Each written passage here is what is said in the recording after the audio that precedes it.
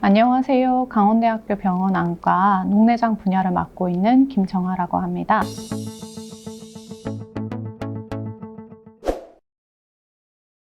녹내장이랑 백내장 두 질환의 차이에 대해서 좀 궁금합니다.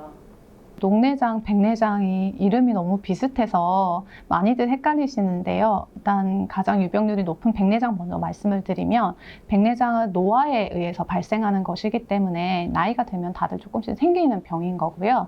우리 안경알이라고 생각하면 되고, 그게 보는 시야가 이제 뿌옇게 바뀌고 시력이 떨어지는 게 백내장이거고요.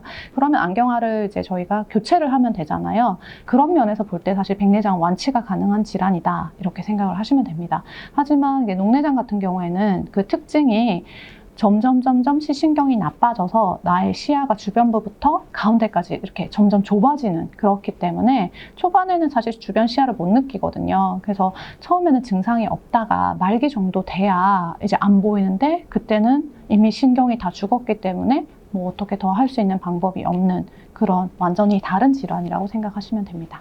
녹내장은 유전인 건지 주로 어떤 사람들이 많이 걸리는지 궁금합니다.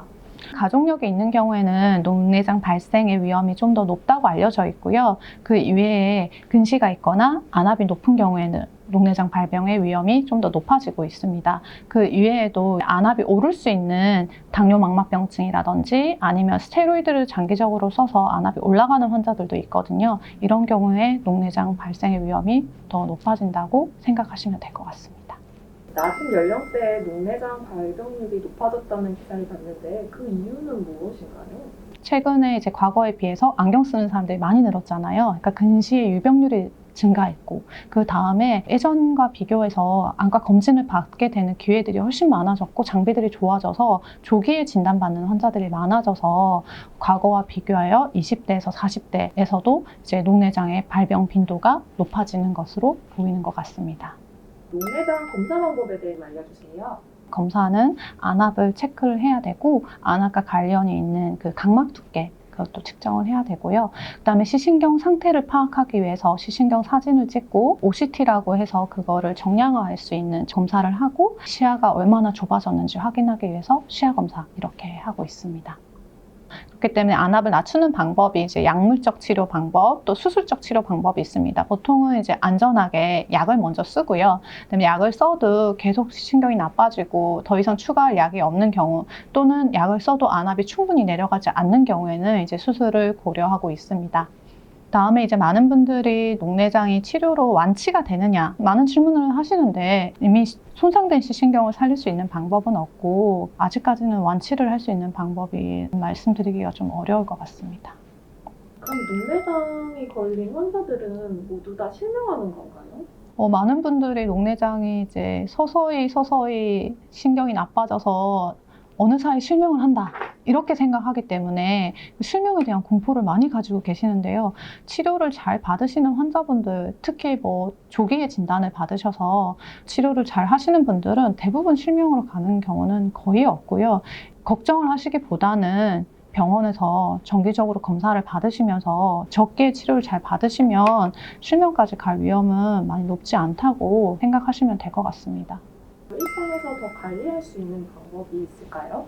녹내장 시신경 손상의 기전이 크게 안압에 의해서 시신경이 스트레스를 받고 이제 손상되는 거. 두 번째는 시신경에 이제 혈액순환이 잘 안 되는 거. 이렇게 저희가 생각을 하고 있어요. 유산소 운동을 규칙적으로 해주시면 좋을 것 같고, 아주 무거운 덤벨을 던다거나 복압이 상승될 수 있는 이제 자세나 활동, 그런 것들은 안압을 올릴 수 있다고 되어 있기 때문에 유산소 운동을 규칙적으로 하는 것이 훨씬 도움이 될 것 같고요. 소변하시는 경우에는 말초 혈액순환이 잘 안 되기 때문에 금연을 하시는 것이 훨씬 좋으실 것 같습니다. 눈 마사지를 하면 좀 녹내장이 좀 좋아질까요? 안구 마사지에 대해서 많은 매체에서 이제 소개를 하고 있어가지고 환자분들이 이제 질문하는 경우가 사실 상당히 많은데요. 눈뼈 주변을 이렇게 누르면 좀 시원한 감이 있거든요. 그래서 이게 뭐 좋아지는 느낌이 든다라고 생각을 하시는데, 실제로 이렇게 뼈를 누르는 거는 안압에 전혀 영향을 미치지는 않고요. 그런데 안구 자체를 이제 누르시는 분들이 가끔 있어요. 근데 안구를 누르면 당연히 안압이 오르게 되죠. 안구를 직접적으로 누르는 것은 절대 안 하시는 것이 더 안전할 것 같습니다. 모니터를 많이 보는 직업인데 이게 녹내장에 영향이 많이 미칠까요? 최근에 젊은 분들이 녹내장 진단을 많이 받으시면서 모니터 때문에 고민을 많이 하시는데, 일반적으로 모니터를 보는 거는 안압 상승과는 큰 관련이 없을 것 같고요. 대신에 이제 누운 자세에서 엎드려가지고 불을 꺼놓고 자기 전에 그렇게 많이 하는데, 가까운 거리에서 핸드폰을 오래 보면 안압 상승할 수 있는 위험이 좀 더 높아질 수 있기 때문에 그런 부분만 좀 조심하시면 좋을 것 같습니다.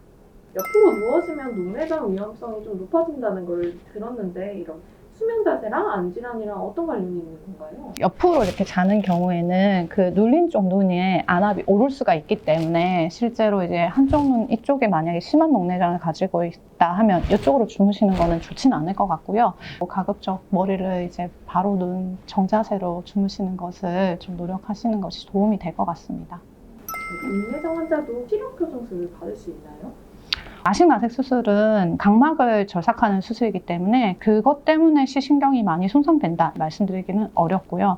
근데 각막을 깎으면 안압이 낮게 측정되기 때문에 안압이 상승돼도 이걸 인지를 못하는 경우들이 좀 있어요. 만약에 너무너무 받고 싶다 하시면 이 부분에 대해서 충분히 인지를 하시고 신중히 결정하시는 것이 안전할 것 같습니다.